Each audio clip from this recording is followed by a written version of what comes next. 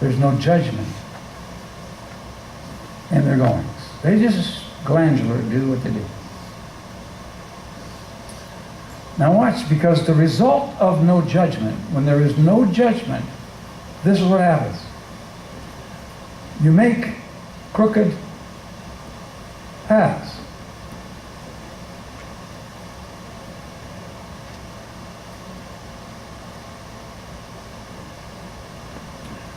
Without sound judgment,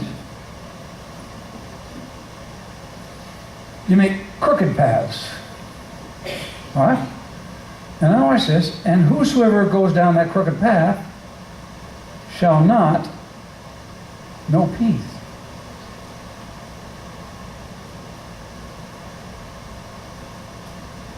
Therefore is judgment far from us, and justice doesn't overtake us.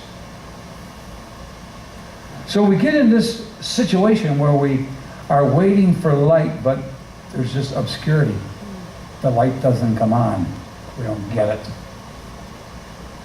We wait for brightness, but we walk in darkness.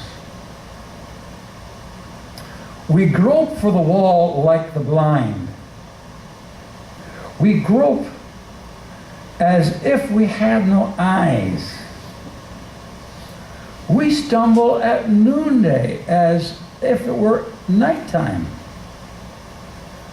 We are in desolate places as dead men. We roar like bears and we mourn like doves. We look for judgment, but there is none. We look for some salvation to get us out of the situation, but it's far off from us. What I don't want you to miss is that when there is no judgment, there's no peace.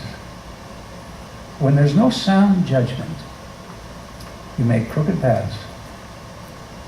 And on those crooked paths, there's no peace. Because sound judgment is the foundation of peace. Now, today is just the setup for what's really important. So I've kind of, in a sense, dangled before you this lure of how wonderful it is to have sound judgment and how important it is. And I haven't told you how to have it.